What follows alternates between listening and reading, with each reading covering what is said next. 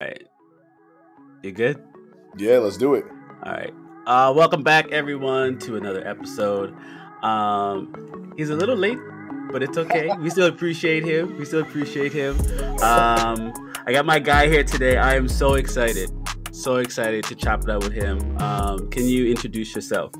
Hi, everyone. I'm Fredrick Joseph, best-selling and award-winning author, and attempting my best to just be a change maker in this world.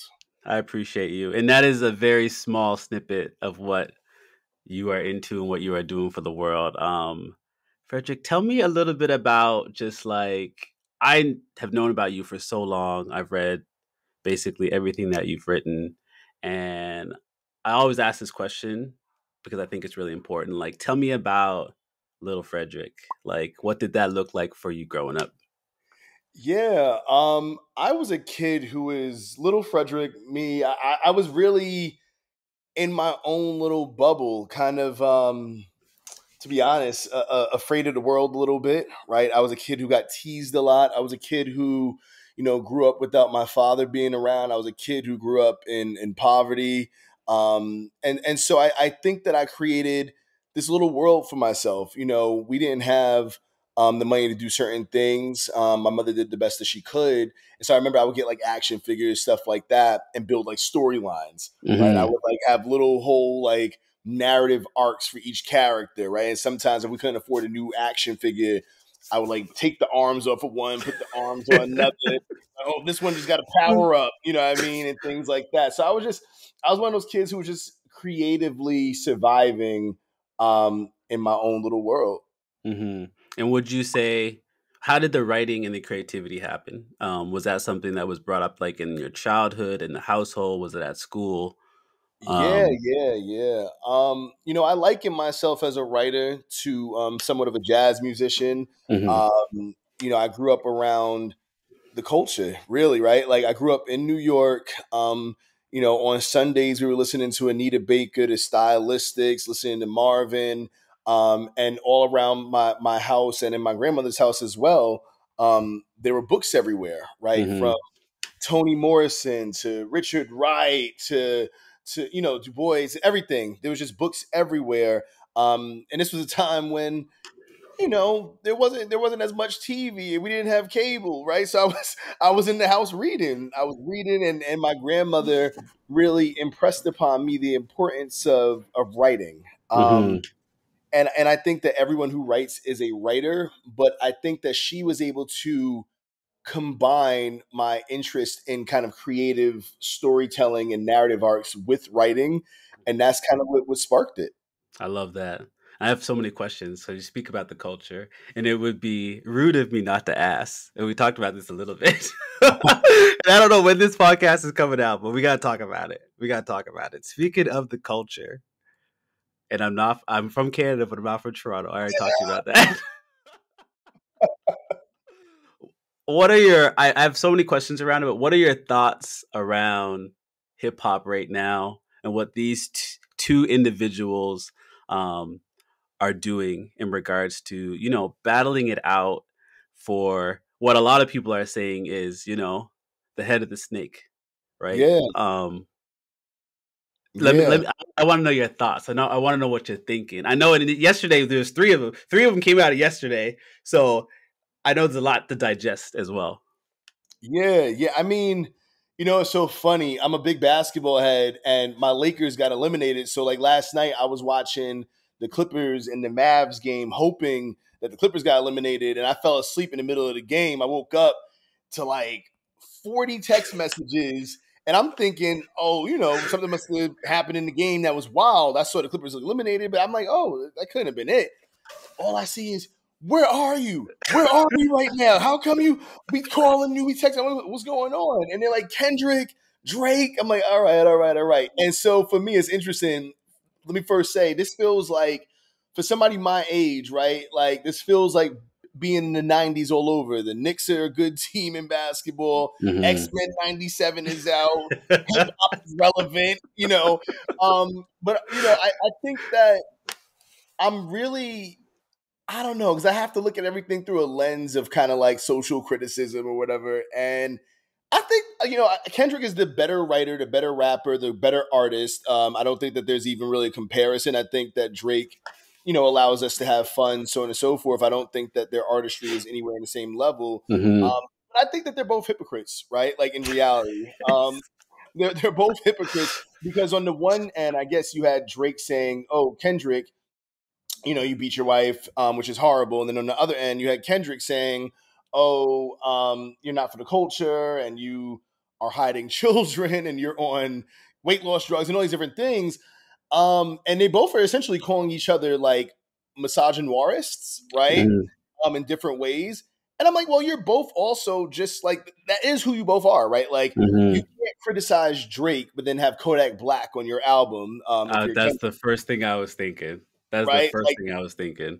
on his last album, he had a man. If I'm not mistaken, I could have sworn that like Kodak did something like locked a woman in like a room for like Yeah. 3 days and beat her. Or something. It was so you have him on your album, and you also talking about I'm not black. I'm black is just a color, whatever, right? Hmm. And then on the Hmm. other end, you have Drake talking about you rap like you trying to free the slaves. Like what's happening? What's what's what are either of you talking about? All I know is that somewhere Nas and Jay Z are looking at them like, oh, these young boys. You know what I mean? But what are your thoughts, man? What are your thoughts? No, I was thinking the same thing. It's hard. I mean, similar. Growing up, it was Nas, it was Jay Z, and it's felt different then. I think now, I think it's a lot of you know they're looking for a lot of it is like I'm looking for the gossip, I'm looking for the stories, and I'm going to implement Hmm. the stories however I feel fit. On one end, I think that there's a lot of reaching that's happening. Like we're reaching for a lot of different angles that how are we as audience members going to know what is true and what's not true, right? Right. So we can only base it on the facts that we see. Like you talked about Kodak, we have seen Drake over and over and over again, the way he talks about women, specifically black women. Like Right. there's so many things that I think there's so many layers to it, but I I, I don't think it's over. I don't think it's gonna get any better or any worse. I feel like at this point it's just gonna continue until one of them are like, you know what, I'm just gonna step aside and continue on. Like it it I don't think it's going to get to a point where we are saying Drake is a better rapper than Kendrick. Like Right.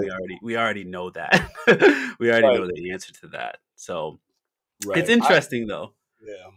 I would hope that, and maybe this is just the mature, older me, a younger me, be like, yeah, y'all need to just keep going, whatever. I don't care. It's Uh entertainment. huh. But I think me at this age, I look for some of the older rappers and people in the culture to step in soon and just kind of say like, y'all need to actually end this because whether that's Jay Z or Nas or whomever, Hmm. um, because I do think that we're getting to the point where it's not really about rap. Like when you start talking about, you have a daughter that you don't take care of, and or this, all these different like, oh, this person slept with your wife or whatever. You're getting into a territory where I don't want this to end in violence, Hmm. right? Like whether that's violence to one of them or to people around them. And so I just think it needs to end soon because it's going to become something that's not entertainment. It's already becoming toxic. Yeah. No, I agree. And then strays are going to be thrown. More people are going to be brought in. And it's just going to be a repeated cycle over and over again. I agree. Right. I totally agree with you. Are there people within like hip hop culture, and I'm assuming there are, that have influenced you in your writing? Woof. Yeah, definitely. I mean, I grew up. So I oftentimes say I write, depending upon what I'm writing, I write like a rapper, You depending do. upon what I'm writing, right? Like I think if I'm writing for actually it doesn't matter who I'm writing for. I write pretty directly. I get to the point. I say what needs to be said, and I'm not really afraid. And that's just kind of growing up in New York. From I grew up on like I said, Hove. I grew up on. I'm from Yonkers, right? Like so. But for those who obviously weren't on before, my publicist for some reason had identified that you were from Yonkers. You were I'll not. take it. I'll take it. but I am from Yonkers, so I grew up on DMX. I grew up on Jadakiss. I grew up on the Locks, and it means something to us. I think we have a chip on our shoulder because Yonkers is not in New York City, but we have greats that come from where we're from. So there's this Mhm, lineage, right? So I'm always like, oh, I gotta show up like I'm part of the Rough Riders whenever I show up on the page, right? Like if I'm gonna say it, I'm gonna say it with my chest, and because I gotta prove a point to the people who are from the Bronx, who are from Brooklyn, so on and so forth. mhm, I would say a lot of my writing is influenced by, yeah, like I said, Jadakiss, DMX. I think there's a lot of Mary J. Blige in my writing, who also is from Yonkers. mhm, Shout outs to Mary. Yeah, there's a lot of hip hop in my writing. mhm. And then I guess my other question, the other like, there's so many layers to like, what was your influence to get into just like social activism, social justice, racial equity? Like, where does that side come from? Yeah, you know something funny? Like. I think because everybody throws around the idea of what an activist is. I never Uh huh. actually consider myself an activist or anything along those lines. My grandmother just taught me like if you have the hands to do the work, then do good work, right? And so Mm, I'm just like I have the hands, and the hands, obviously metaphorically, I have a platform. I have readers, I have followers, I have a robust email list. So if I'm gonna have an email list, like right now, I'm writing something about Hakeem Jeffries and Eric Adams, all these different black men who are New York politicians, and how damaging they are for black liberation. Um, Not because I have to, but because I want to, because we need to, right? And that's just what I was mhm, brought up in. So I don't know if that answers the question necessarily, but it's just because it doesn't feel like there was like a thing per se. It's just like mhm, black American. How this is my lineage, this is my heritage. mhm. No, I love that. What's the quote from Grandma again? If you have the hands Yeah, to do if you have the hands to do the work, do to good do work. good work. I love that. I love that. I love that. And I think it's so important, like when people are giving you a name, it's not something you necessarily have to take on as well. Yeah, I think yeah. what specifically for you, I think one of my questions is like, with so much happening in the world and so much that you take on in regards to sharing your voice, expressing your opinion about things, sharing knowledge. Like, where do you find time to, just be, to find joy, to, turn off? Do you turn off? Um, Mm, that's a good question. So I like to work out. I've been working out for since I was like maybe like 14. I grew up playing sports, so on and so forth. mhm, But I don't think that I necessarily do turn off, right? I think that's just the reality of it, and I'm navigating that now. Like, what does it look mhm, like to to turn off, right? I don't think mhm, that many people, what did James Baldwin say? To be, conscious is to constantly be in a state of rage. I'm mhm, butchering that a little bit, but it's the general essence of the quote. Um, I'm constantly enraged, right? And I think that even when I try to chill, just being really honest, um, mhm, you then have moments like like what's happening in Gaza. Um, mhm, so the sad truth is, not all of us are going to put in the pain and do the work. mhm, So I constantly feel like those of us willing to do the work. I'm not trying to be a martyr by any stretch of the imagination, but that's the work, right? mhm, Like I don't think that as the forces of evil as they were constantly are pushing, there's not really a chance to sleep per se. And I know that a lot of people preach, rest, and even Rest is Resistance was a huge book, last year, so mhm, on and so forth. I just don't find the time necessarily, and that's not a good thing, but it's just the honest truth. mhm. No, I appreciate that. I guess my follow-up question is that how do you handle the, for lack of a better word, comes with it in regards to, criticism, um, the outside voices, the noise, etc. You just block it out. Like, what happens when that stuff happens around you? I mean, I think you sadly sort of get used to it, right? Like, unlike, I think there's a lot of people, especially in our day and age, who wanted to be public figures, who wanted Mm, to be, whatever, have the hundreds of thousands of followers and stuff like that. I never wanted those things. I never looked for those things. I never asked for those things, right? Mhm. If something has gone viral, it's not because it was plotted out to go viral. It just happenstance over time. And so I think because of that in the beginning, it was really hard because I'm like, I'm just a civilian out here. What the hell? Like, you know what I mean? Like, you would have a moment where like I'll say something historically like, oh, I don't know, like whatever about race, and then all of a sudden your tweet or your video is on Fox News. I'm like, yo, I didn't Mhm. ask for none of this. You know what I mean? And I don't have an apparatus built around me for this. But Mhm.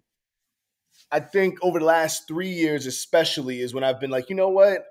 This isn't even the real world, right? The real world is this conversation with you, right? The real Mhm. world is the culture. The real world is where you find solace and hope and peace if you can find those things.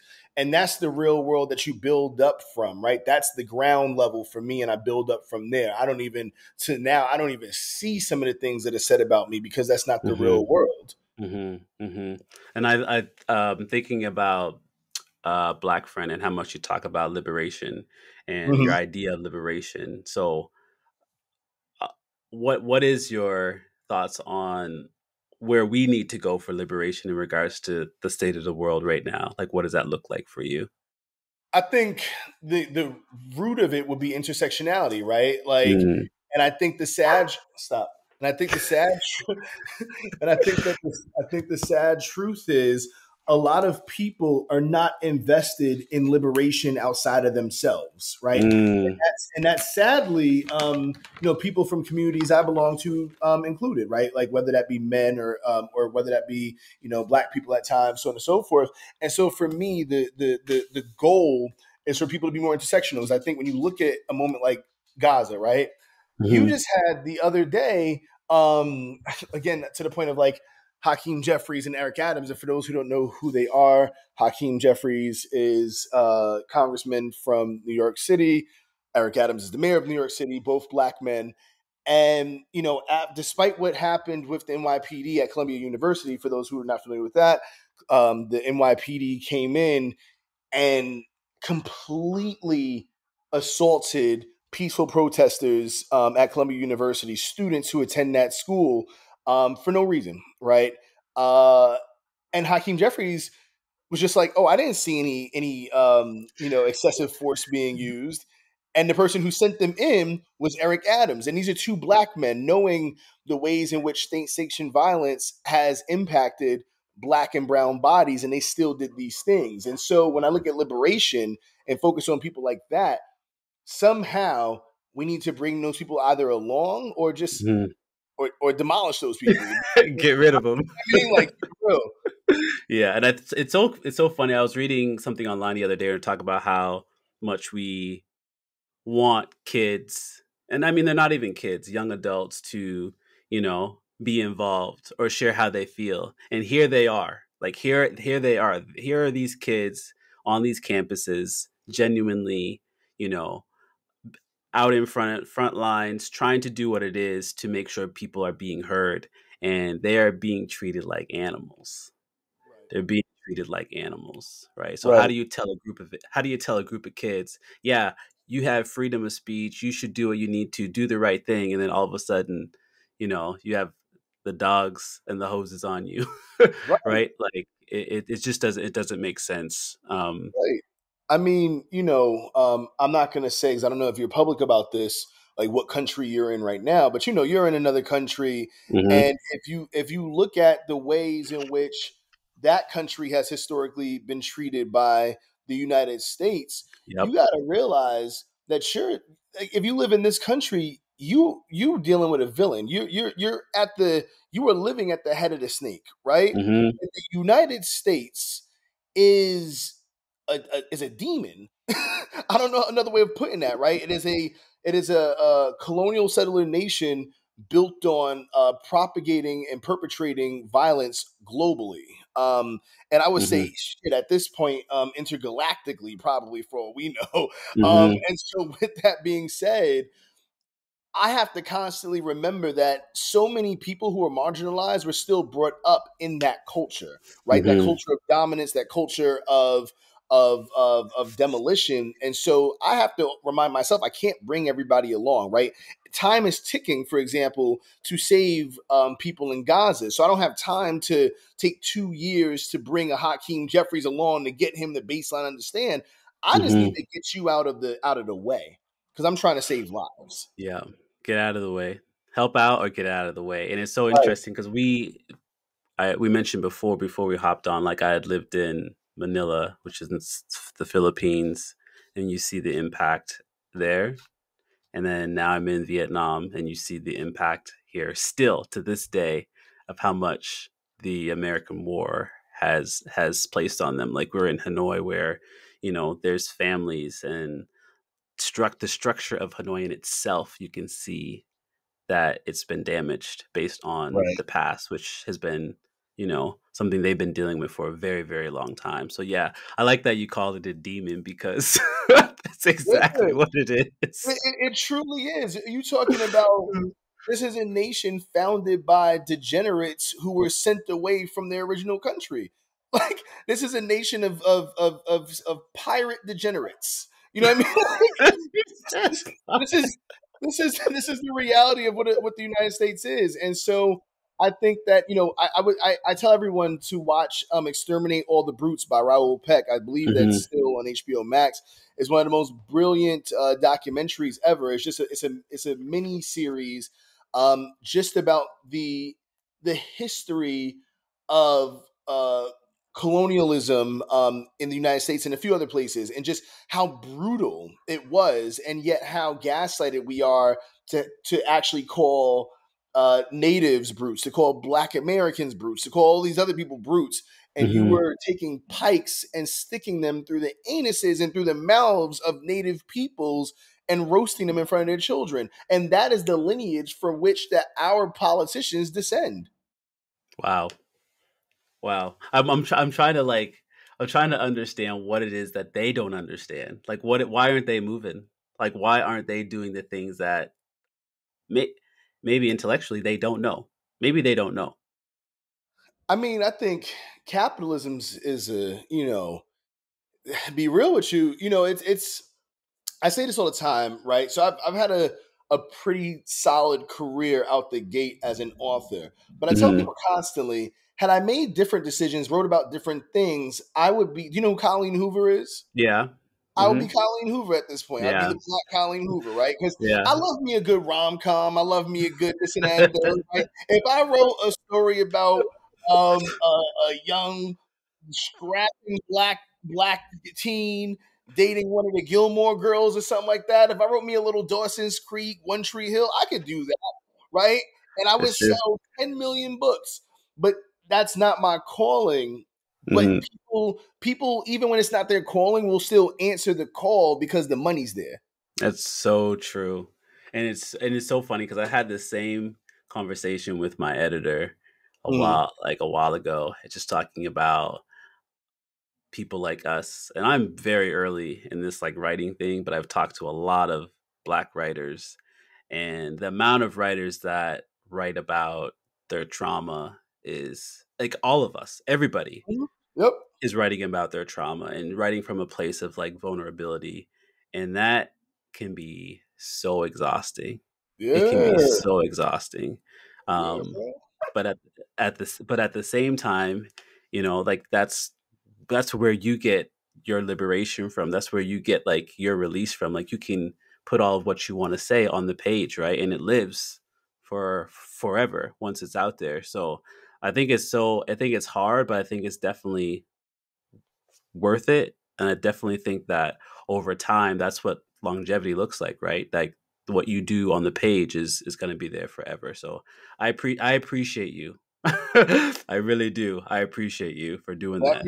That means a lot. I mean, it's so funny because so stop it. So sorry, my dog. He knows when I'm doing like a podcast or a conversation.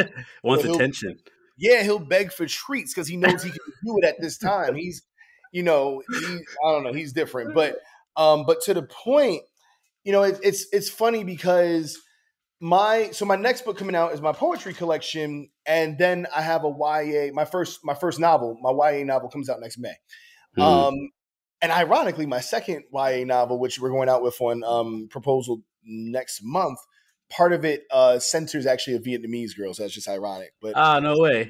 yeah, yeah, yeah. So, yeah, we'll definitely have to get you that. But anyway, the point I was about to make was, but it's so interesting. 'Cause the other day I was doing the audiobook for my poetry collection, and my engineer in the room and all the people like from Spotify on the thing, like listening in, like the directors or whatever, they're all these white men, and in it, I'm like black liberation, black dick. You see me as a black, you you see me as a, you see like, just like I'm just this is my truth, right? Like I'm writing about white women fetishizing. I'm like, oh, you when I walk by, you have mandingo dreams. You know what I mean?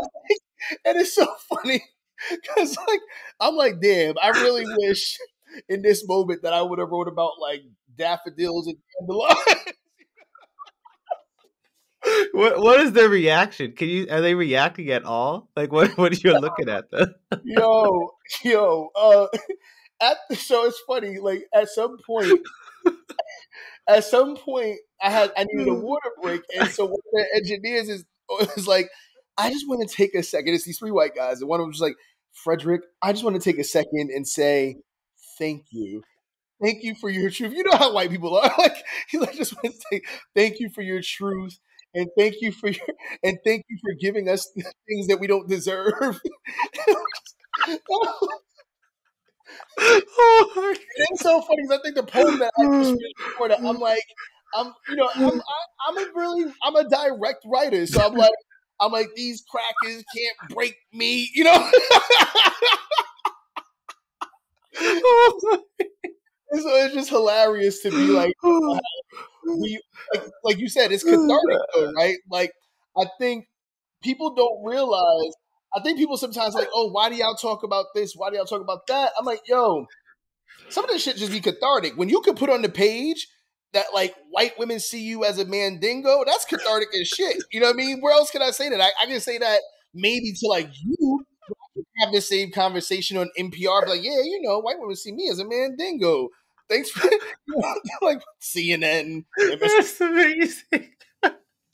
I'm trying to I'm trying to picture these men. Oh my god. Because they do that's what they said. It's like, thank you so much. Thank you for being so vulnerable. We really appreciate you. Oh, that's amazing. That's amazing. That's amazing. Uh, can you hear me? Yeah, I can hear you. My Oh, there dog you is go. barking. I'm There you go. trying There to. you go. Oh, so take your time. Take your time. Take your time. Frederick, tell me about your feelings about the Knicks right now. So something funny? While I am from New York, I actually can't stand the Knicks. You I'm a know, because huge. I Go know ahead. I saw you post the other day the Lakers logo. You changed it to the The Wolves. Timberwolves joint, yeah. So I am a massive Lakers fan. So everything else is New York. I'm a Mets fan. I don't really watch hockey a lot, but I'm a Rangers fan. I'm Liberty fan. Go Liberty. But I'm a Lakers fan because my first time ever seeing somebody hoop on a high level was Kobe Bryant when he was in high school.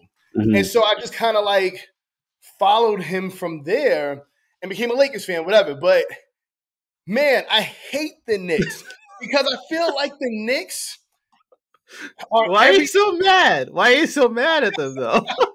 because they are defined by like everything that people have as stereotypes about New Yorkers, right? Like they're just delusional, man. The Knicks are delusional. Like every time the Knicks get anybody, like, oh, we going to the championship. You haven't won a championship in 40 years, B. Anyway, why'd you ask me this? I'm just curious. You're in New York, right? You're from New York. So I just assumed that you had little love for Nah, New York. not at all. Because and another thing is, I because I'm not a Knicks fan, but I live in I'm a New Yorker. I'm a New Yorker, right? And because I'm not a Knicks fan and my friends are all New Yorkers, it's the one thing that I have to deal with a New York personality going against me with, right? And I'm like, yo, are we this Mm. obnoxious? I'm like, yo, like they be like, nah, dead ass. It's New York, B. It's New York. We up, we up. I'm like, yo, do I sound like this? So, but, I was But gonna ask you, wait, so are you a Raptors fan? by default, You're really trying to throw away all of Toronto now. This is nasty work. by default, you know what? By default I am a Raptors fan. Um, but I love Shea. So I love OKC just because of what Shea does. I've watched him since he was in Kentucky and on the Canada team when he was really young. So I'm an OKC fan, Raptors fan by default. But I just love good basketball. I grew up playing basketball as well. I played basketball in university, Oh, word? and yeah, so a small college, but like I love good basketball. I really do. Hmm. So, um, I asked about the Knicks because, and Right. I hate bringing up the Knicks. I know you don't like them, but I'm gonna bring them up again. Uh-huh. Looking at what they're doing right now without Julius Randle, do they need Julius Randle? I guess that's the question. Ooh, damn. And you and I gotta do probably a whole episode at some point about hoop because damn. And so here, I'm gonna say this. Another reason I don't like the Knicks is because of how they treated Julius Randle after that playoff series. When they were tearing down his like Uh, posters and stuff, because I the get Lakers that. drafted him. I have that. I have a soft place in my heart for him. I don't want him on my team, but I gotta find my heart for him. But they don't need him. They don't need him. I think that they need another scorer, right? I would be interested to see them probably get Devin Booker or KD or something like that. Hmm.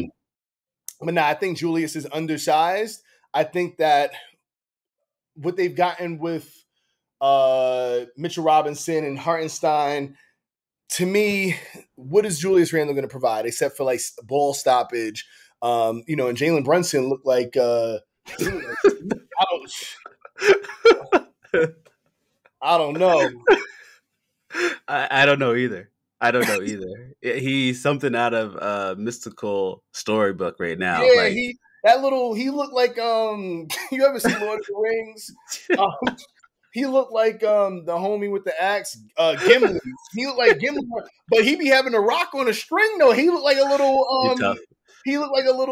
whatever them drakes is called. He's They're so not a tough. yeah, Oh, he's so tough. big He's old so head. tough. He's so tough. He's so tough.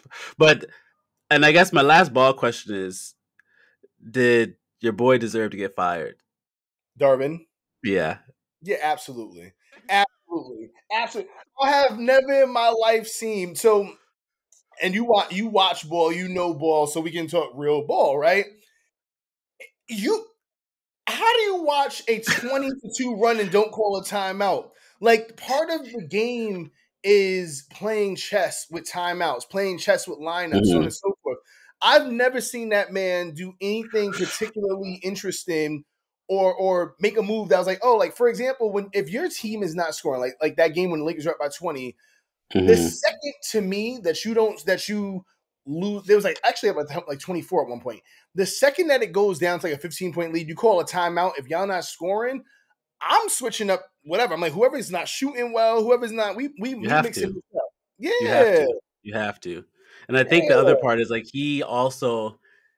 I mean, LeBron is who he is, but like I think Austin wasn't in the starting lineup for like half of the year. Like And neither they was kept bringing him off, Zero. and they were bringing him off the bench, and it's like, Uh-huh.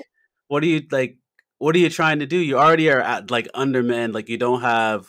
I think it was a couple guys that were injured, and all of a Yep. sudden you like are bringing these dudes off the bench, but you need buckets. Yeah. Where are the buckets coming from? I mean, Right? and there's not a lot, but there's like, for instance, I would have tried to play Max Christie a bit more if they were not scoring, right? Like Hmm. Max Christie has more of a spot up shooter ability than like Austin Reeves at times. So if he's not scoring, and do what you gotta do. But I don't know. Darvin Ham was trash. Also, not that you asked, but the LeBron era got to end. Send LeBron packing. If we could do a sign and trade, I'm over LeBron. And I know that sounds bananas to people, but if you really, he's a ball stopper, and I don't think that any of these players are going to get better playing with him at this point. And I don't think that at Mhm. 40 years old, he's still phenomenal, but I don't think he is who he thinks he is, and it doesn't benefit the team when he thinks he's still that. No, I agree. And I saw another. I think it was a tweet or someone posted on Instagram the other day. Just like we need to acknowledge him for what he is. He's phenomenal at what he's done for the league.